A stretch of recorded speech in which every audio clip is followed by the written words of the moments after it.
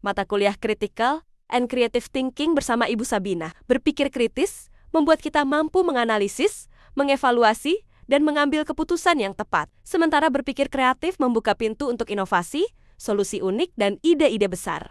Sesi perkuliahan kita hari ini di awal pertemuan. Selamat pagi semuanya. Assalamualaikum warahmatullahi wabarakatuh. Waalaikumsalam warahmatullahi wabarakatuh. Terima kasih sudah hadir pada sesi perkuliahan pertama ini. Salam hormat saya untuk Bapak Ibu, para profesor dari Dinas Pendidikan. Mudah-mudahan dari video pembelajaran untuk mata kuliah Critical Creative Thinking ini bermanfaat. Saya mengajar di mata kuliah ini secara offline, langsung bertemu dengan mahasiswa. Baik, untuk para mahasiswa semua izinkan saya memperkenalkan diri. Kenal maka tak sayang maka tak cinta. Nama lengkap saya ini Sabena. Saya biasa dipanggil Bena, dan beberapa pengalaman saya, background pendidikan saya memulai dari D1 sekretaris, D3 broadcasting, S1 ilmu komunikasi di Mercubuana, S2 ilmu komunikasi Mercubuana, dan S3-nya di Universitas Sahid mengambil jurusan hubungan internasional. Itu background pendidikan saya. Saya mengajar saat sekarang ini di Universitas Mercubuana dan ada sempat pernah mengajar di beberapa kampus di DKI Jakarta. Pengalaman saya pernah menjadi kepala humas, lalu juga PR, dan background sebagai penyiar radio dari tahun 1999, bahkan dari SMA sampai saya lulus kuliah. Saya berkecimpung di dunia penyiaran sebagai penyiar radio tingkat nasional dan juga sebagai double pengisi suara. Itu kurang lebih latar belakang pendidikan dan pengalaman saya ya. Yang lainnya pernah mengikuti trainer of trainer ya, training of trainer Lemhanas, diklat dari Mahkamah Agung, dan diklat jurnalistik, serta seminar dan diklat lainnya. Itu sekilas tentang saya. Jadi sekarang saya sudah memperkenalkan diri bergantian nih. Saya sudah memperkenalkan diri bergantian sekarang dengan kamu. Saya juga mau kenal. Ya, siapa? Nama saya Nur Syahada Muiz, biasa dipanggil Syahada. Motivasi saya buat kuliah di sini itu pengen dapat gelar sarjana SIKOM. Wow, tepuk tangan. Oke, silakan. Oke, perkenalkan diri kamu. Oke, perkenalkan, nama saya Keiza Sabila Putri, biasa dipanggil Eca. Motivasi saya kuliah itu untuk mendapatkan gelar SIKOM yang tentunya, dan saya ingin menjadi wanita yang berpendidikan. Wow. Oke, wanita terdidik ya, memang harus seperti itu. Perempuan yang ketika mau menjadi ibu nanti, bagaimana menjadi seorang ibu dan perempuan yang terdidik agar bisa menularkan edukasi dan mendidik, membesarkan putra-putri kalian nanti. Oke, selanjutnya. Oke, silakan. Perkenalkan, nama saya Anissa Nasyita Azara, dipanggil Anissa. Motivasi saya kuliah itu ingin menambah wawasan dan tentunya untuk menambah relasi juga. Oke, baik, terima kasih. Kita lanjut untuk sesi pembelajaran kita, tapi saya jelaskan dulu. Selama satu semester ini kita belajar apa aja sih? Yuk, coba kita lihat. Nah, sebelum kita mulai, saya jelaskan dulu. Satu semester ini kita akan belajar apa saja sih? Ada yang namanya rencana pembelajaran semester. Nah, kita bisa cari tahu sama-sama. Jadi kamu tahu nih, minggu ini belajarnya apa, minggu depan apa, selama satu semester. Yuk kita lihat. Berikut rencana pembelajaran semester yang kita akan sama-sama belajar, kita sharing nanti di sini, diskusi, di mana pencapaiannya dan CPL-nya, capaian pembelajaran ini sudah saya share ya. Berkontribusi dalam peningkatan mutu kehidupan bermasyarakat, berbangsa, bernegara, dan kemajuan peradaban berdasarkan Pancasila. Baik, sekarang kita mulai untuk sesi materi kita, memahami kesalahan-kesalahan dalam berpikir. Kenapa, bagaimana seseorang itu bisa mengalami kesalahan berpikir. Ini sebetulnya ranah psikologis juga ya. Bagaimana kamu bisa mengembangkan, bisa mencari problem solving, bisa menghadapi masalah, ada isu, terus juga bisa tetap walaupun di bawah tekanan, tapi bisa berpikir dengan sehat.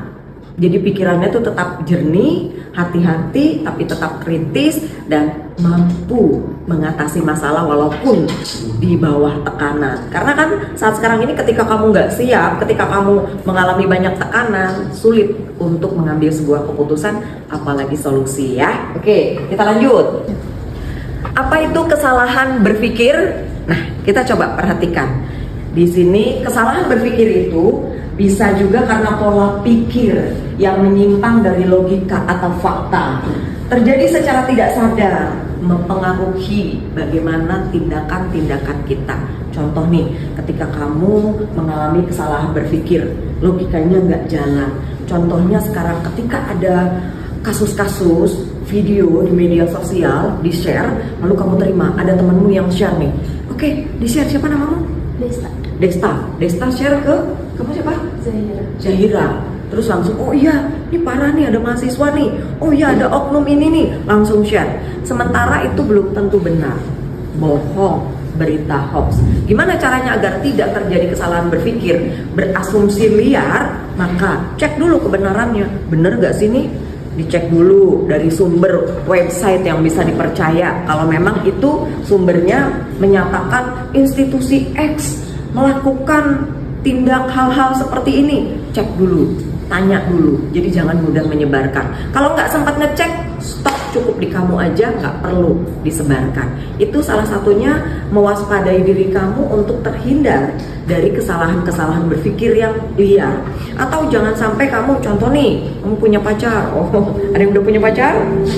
Oh ada, jujur banget gitu ya. Ya, tapi fokus utama kamu tetap kuliah ya.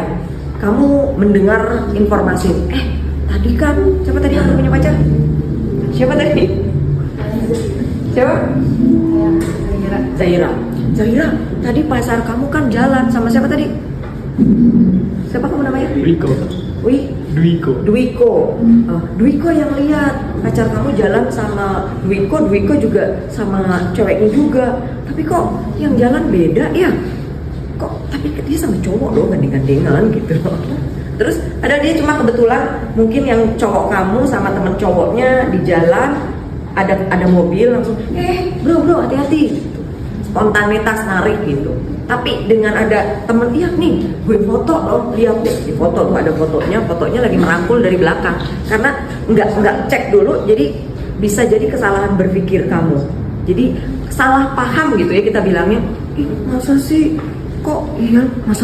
cowok lo sama cowok juga. Contoh nih, ada kompor, biasanya kan ada kompor gitu ya teman. Nah, ada baiknya bagaimana ketika kita belajar critical creative thinking agar tidak melakukan kesalahan dalam berpikir, jangan langsung percaya. Oh, nanti aku inilah. Kamu meresponnya seperti apa? Nggak mungkin lah cowok saya seperti itu. Insya Allah nanti kita baik-baik aja kok. Saya nanti akan tanya. Jangan langsung ketika kamu tanya, ya ini apa ya? Kenapa kamu seperti ini? Aku nggak nyangka ya, kamu kok sama cowok seperti ini? Kita putus. Etis gak seperti itu?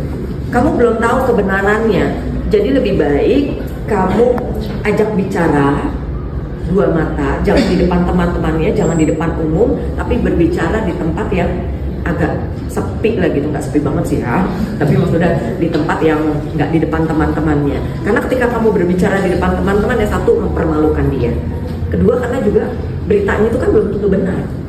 Coba berikan ruang untuk dia memberikan penjelasan. Jadi kalau dia sudah menjelaskan, yang ini aku terima ini nih dari siapa? Adalah, bisa jelasin nggak? Bisa tolong jelasin nggak? Katakan bisa tolong jelasin nggak?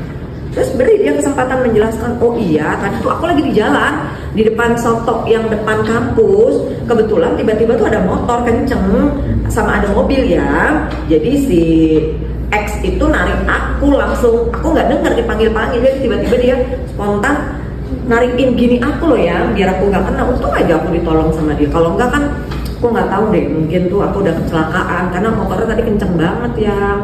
Aku jadi gimana ya, sampai sekarang aku masih lemes loh ya. Makanya tadi maaf ya kalau aku agak-agak diem aja sama kamu. Is it clear? Ya. Jadi ketika kamu coba berpikir jernih, memberikan ruang untuk dia menjelaskan, dan kamu dengan kepala dingin ya, itu bisa selesai. Tapi ketika kamu sudah tidak bisa berpikir dengan jernih, bukan tidak mungkin, akhirnya hubungan kamu rusak, kamu salah paham, yang sebenarnya cowok kamu nggak salah, nggak ada tuh yang diisukan seperti itu. Itu salah satu bagaimana ketika kita bisa memiliki kesalahan berpikir, pola pikir menyimpang dari logika atau fakta, karena faktanya nggak seperti itu. Jadi pentingnya kita tenang, lalu memberikan ruang untuk diri kita sendiri juga bisa berpikir dengan logika, bukan dengan emosional. Ketika segala sesuatu memang sih namanya pacaran suka cemburu kan? Siapa yang pernah cemburu? Oh pernah, sama saya juga pernah cemburu. Manusiawi. Untuk itu jangan dikendalikan oleh emosional, oleh rasa cemburu yang membabi buta, tapi berikan ruang untuk diri kamu bisa wise, gitu ya. Salah satunya beberapa hal bagaimana juga terjadi secara tidak sadar mempengaruhi keputusan. Kalau sudah emosional, kita bisa menjadi nggak sadar. Kita nggak bisa lagi bermain logika. Yang ada emosional. Ketika emosional sudah menguasai diri kamu, rasa cemburu sudah menguasai diri kamu, apa yang terjadi? Apakah cowok kamu bisa menerima dengan tuduhan? Atau kamu langsung, udah gak percaya lagi sama kamu, langsung tulis chatting, kita putus. So what gitu loh. Dia bingung, nih gak ada petir, gak ada hujan, tiba-tiba putus. Kenapa? Aku butuh penjelasan. Tidak perlu penjelasan. Wih, belum. Aku tidak perlu penjelasan. Yang jangan gitu dong yang. Kenapa sih? Ada apa sih? Ayo kita ketemu dulu. Aku jelasin ada apa. Aku udah gak percaya sama kamu lagi. Udah gak percaya sama kamu lagi. Sudah tidak perlu penjelasan kamu dan aku gak perlu menjelaskan. Aku bilang ya sekali lagi ya yang ya, kita putus. Sedih banget gak sih? Sementara cowok tuh gak salah loh. Dia memang bener lagi jalan itu karena dirangkul gini. Lalu kamu berpikir liar, mengatakan dengan bahwa cowok kamu suka sama jenis gitu. Memalukan. Wah, terus temannya ngomporin. Gue sih gak ada ampun sih kalau kayak gitu. Lu coba bayangin, masih pacarannya kayak gini. Untuk lu tahu lebih awal, udah sih kalau gue jadi lu, gue putusin. Terus kamu dengar orang langsung tanpa pemikiran yang sehat, putusin. Fair nggak? Dia nggak salah loh. Nah, untuk menghindari kesalahan-kesalahan berpikir itu, tenangkan diri kamu dulu, cross check dulu, dan ketika kamu marah, ketika kamu emosional, jangan langsung bertemu, jangan langsung ambil keputusan, jangan langsung mau saat itu juga dibahas. Lebih baik kamu tenangkan diri dulu, karena ketika kamu saat itu mau membahas, bertemu, kamu lagi emosional. Faktor psikologis bisa menentukan seseorang itu bisa berpikir dengan baik dan bisa tidak. Gitu. Jadi itu beberapa hal yang bisa memicu seseorang gagal paham karena dia dikendalikan dan dikuasai oleh emosionalnya, bukan dengan logika. Perempuan kan suka gitu kan, perempuan suka lebih dengan perasaan dibandingkan logika. Laki-laki lebih bermain logika, perempuan perasaan. Nah ini yang cowok, kamu harus paham bahwa perempuan itu butuh dimengerti. Dia memang terkadang lebih kepada emosional dan cowok terkadang kurang nih. Apa sih empatinya? Terus ya udah kalau mau putus, gue juga bisa dapat lagi kok. Putus dari lu 1000 yang ngantri. Enggak gitu ya. Masalah kalian menjalani pertemanan itu bukan masalah lepas dari dia langsung dapat lagi, bukan itu. Tapi bagaimana kamu bisa menjalani sebuah circle pertemanan dengan positif, saling support system, saling mendukung, bisa kamu juga bisa terus berkembang, bisa saling trust gitu. Memang jamin 1000 yang antri itu mau ngerti kamu? Belum tentu. Sudah punya teman dekat? Oh pacar, siapa namanya? Jeffrey. Pernah ada masalah? Pernah. Salah paham? Pernah. Terus gimana cara? Pernah nggak mengalami seperti yang saya jelaskan tadi? Pernah. Terus solusinya ya kita ketemu secara langsung terus ngobrolin baik-baik. Oh gitu. Terus langgeng sekarang. Oh keren. Kuncinya Jeffrey, tadi yang saya sudah bilang ya, jangan pernah kamu berusaha menyelesaikan masalah di tengah kamu sedang emosi. Jangan pernah kamu berbicara atau berusaha untuk mendiskusikannya di saat kamu sedang emosi. Bukan diskusi jadinya, tempur kalau lagi emosi. Ya, dinginkan dulu pikiran kamu, jadi bisa berpikir logika. Bukan hanya laki-laki memang harusnya dengan logika, ya. Tapi ada laki-laki juga yang memang bersifat orangnya itu apa ya, dia butuh, laki-laki itu butuh didengar. Laki-laki itu butuh validasi, butuh dihargai. Jadi kalau dia bilang, "Yang aku jelasin, kita ketemu dulu, dengerin dulu. Aku nggak perlu, kamu tuh memang nggak pernah becus ya jadi cowok. Kamu tuh nggak seperti si X loh." Cowok nggak suka dibanding-bandingkan. Harga dirinya hancur. Dan seketika walaupun dia mencintai kamu, ya bucin, bisa saja pada akhirnya dia meninggalkan kamu. Karena dia merasa harga dirinya diinjak-injak, terkoyak gitu ya. Itu salah satu penyebab. Ada beberapa jenis kesalahan berpikir, fallacy-nya. Seperti kita juga harus bisa hati-hati. Jangan sampai tadi kisahnya tentang pacar kamu, jangan suka menyerang pribadi ya. Ketika kamu berdebat, ngobrol sama dia, ini ketika kamu beradu argumen, iya aku butuh penjelasan sama kamu. Kamu tadi sama siapa? Kenapa? Kamu tuh ya memang dasar kamu udah ceking, dasar kamu tuh gak bisa bertanggung jawab. Kamu tuh gak seperti si cowoknya dia ya, yang bertanggung jawab. Jangan pernah menyerang secara pribadi. Ketika kamu menyerang secara pribadi, itu sudah tidak etis. Ya, sama. Ketika di kelas juga lagi berdebat, jangan menyerang secara pribadi. Serangan secara pribadi itu tidak profesional. Tapi coba menggunakan argumentasi. Ya, contoh tadi kamu salah paham. Ya, tadi kamu jalan sama ini kan, kamu dirangkul-rangkul kan? Aku udah tahu deh. Jangan kamu berpikir aku tuh bodoh ya. Aku tuh nggak sebodoh itu ya. Iya, kalau kamu memang nggak sebodoh itu, terus kenapa kamu langsung percaya? Tapi harusnya bicara baik-baik, komunikasi secara asertif.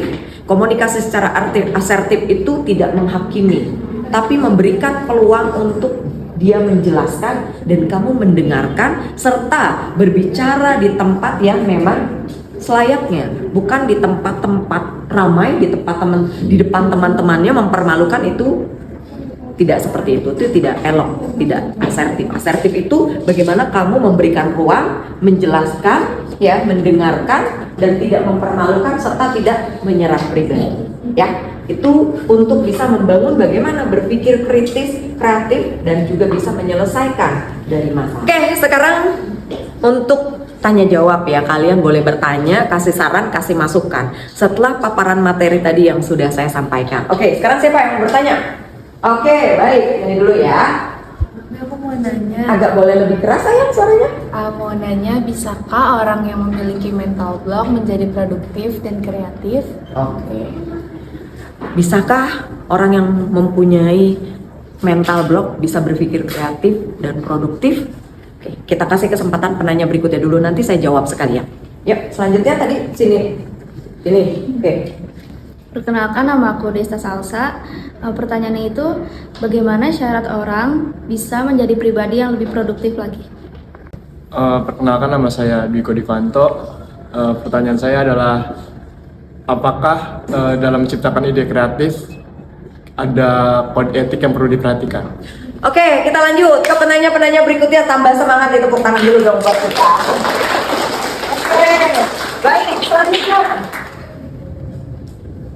Perkenalkan, nama saya Marsyanda. Aku mau nanya, di mata kuliah Creative Critical Thinking ini, mahasiswa targetnya itu bisa apa saja? Oke, sekarang selanjutnya. Tadi cewek dia udah tanya, cowok ada satu. Siapa lagi? Kamu? Oke, sebutkan namanya.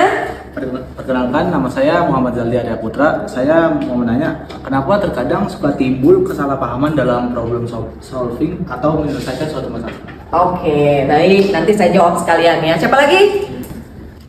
Perkenalkan, nama saya Nurgaika Putri. Di sini saya ingin bertanya, berapa lama proses yang dibutuhkan supaya bisa menjadi pribadi yang inspiratif, khususnya dalam berkontribusi pada era digital saat ini? Terima kasih. Oke, ini semakin seru nih. Kelas kita seru ya. Siapa lagi? Saya beri kesempatan yang mau bertanya. Saran? Oke, boleh, silakan. Silakan. Bagaimana dalam menyikapi suatu kasus agar dapat menemukan solusi yang tepat dan efektif dalam langkah-langkah problem solving? Nah, gini, tadi ada yang tanya mental block. Tadi siapa yang tanya mental block? Oke, gini.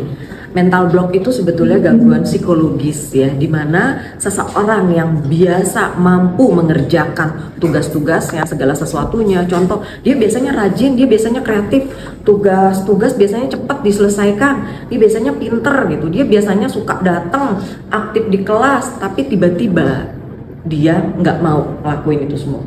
Jadi seperti ada perintah gitu dari otaknya, udah stuck, dia malas aja nggak ngapain. Pernah nggak mengalami itu? Nah itu, ketika itu terjadi, itu namanya salah satu mental block. Siapa yang bisa terkena mental block? Siapapun bisa, saya juga bisa. Ya, jadi orang ciri-cirinya yang terkena mental block itu tiba-tiba aja dia nggak mau ngapain. Biasanya dia rajin gitu, buat novel atau buat konten. Biasanya rajin live streaming untuk konten, ide-idenya selalu ada, tapi udah tiba-tiba aja dia nggak mau. Bukan dia nggak kreatif, bukan dia stupid gitu, bukan, tapi ya udah nggak aja, dia nggak mau ngerjain aja, nggak bisa gitu, lagi nggak bisa ngerjain. Jadi seperti perintah otaknya stuck. Kira-kira apa penyebabnya? Penyebabnya adalah salah satunya bisa jadi karena di rumah dia berada dalam lingkungan toxic people. Mungkin orang tuanya, keluarganya ribut terus, kakaknya ribut terus, jadi dia merasa terganggu pikirannya. Itu salah satu penyebabnya. Yang kedua, jadi dia nggak nyaman gitu ya. Yang kedua dia itu kurang tidur. Kurang tidur bisa menyebabkan seseorang mengalami gangguan mental block. Terus juga last minute, mengerjakan sesuatu last minute. Contoh, diminta, "Nih kamu tolong kerjain tugas adekmu ya. Nanti 1 jam selesai ya." Itu juga membuat under pressure, tekanan, kamu terkena mental block. Jadi sesuatu yang last minute itu bisa menyerang seseorang, membuat orang secara psikologis itu terganggu. Ya. Terus apalagi? Kesehatan, ada gangguan kesehatan secara fisik, mungkin belum makan atau dia putus cinta. Nah, putus cinta bisa menyebabkan seseorang trauma lalu terkena mental block, nggak mau melakukan apa-apa. Bukan malas, beda. Kalau orang malas kan kadang memang nanti aja. Dia memang terbiasa punya habit menunda-nunda. Tapi kalau orang yang terkena mental block bukan, dia orang pandai sekalipun, cerdas sekalipun bisa terkena itu. Ketika beberapa faktor tadi mendera dia, kurang tidur, lingkungan yang toksik ya, di keluarganya ribut terus, sama adik kakak ribut terus ya, faktor ekonomi juga bisa, terus last minute itu bisa mengalami gangguan mental block. Kesehatannya yang ternyata dia tuh sakit nggak kunjung sembuh, itu bisa menyebabkan seseorang terkena mental block ya. Solusinya seperti apa? Solusinya ada yang bisa kasih pendapat solusi agar terhindar dari mental block? Oke, belum. Tidur yang cukup, istirahat yang cukup, makan makanan bergizi, tidak harus mahal, lalu hindari lingkungan toxic people, hindari teman yang tidak positif, yang tidak memberikan support system ya, karena ada 2 pilihan. Kamu bertahan pada circle yang negatif atau kamu keluar menciptakan circle yang positif ya. Ketika kamu mau sehat mental kamu bisa pada akhirnya berpikir, ini saya random jawabannya, tadi ada yang bertanya. Ketika kamu mau berpikir secara kritis, produktif, punya ide, punya gagasan, ya kamu keluar dari circle itu. Bagaimana caranya kamu mencari jalan keluar? Nah, tadi ada pertanyaan problem solving. Di sini, ketika kamu mau mencari problem solving, mau keluar dari salah satu konflik atau masalah, ya kamu perbaiki diri kamu sendiri, diri kamu dulu. Permasalahan yang ada di diri kamu itu yang harus diselesaikan dulu. Apa permasalahannya? Kurang tidur, kurang makan, terus ada masalah pertengkaran. Coba bagaimana kamu seperti healing dulu gitu ya. Piknik dulu atau menenangkan diri dulu, meredam emosi dulu kalau lagi emosi. Itu salah satu caranya agar kamu keluar dari mental block ya. Kamu bisa buat ini seperti pohon, seperti ranting gitu kan, ada akar, ada daun. Nah, kamu coba gali dulu di mana akar permasalahannya. Ini masalahnya nih ya. Nah, setelah itu kamu runut. Apa kira-kira solusinya? Sebetulnya solusinya itu yang tahu kamu sendiri. Kalau nggak paham, kau bisa konsultasi, tanya sama yang paham. Sharing. Jadi kalau lagi ada beban seperti itu, kamu butuh sharing dengan orang yang bisa dipercaya, teman yang bisa dipercaya, atau keluarga. Kalau permasalahan keluarga, dengan orang yang memang disegani oleh keluarga kamu menjadi sebagai mediator. Oke, kita sudah tanya jawab, sudah aktif, sekarang boleh. Yang mau kasih saran, monggo. Silakan. Saya? Iya, silakan. Kalau saran saya untuk menjadi produktif melalui praktek itu bisa gunain teknik Pomodoro. Itu supaya meningkatkan fokus dan produktivitas.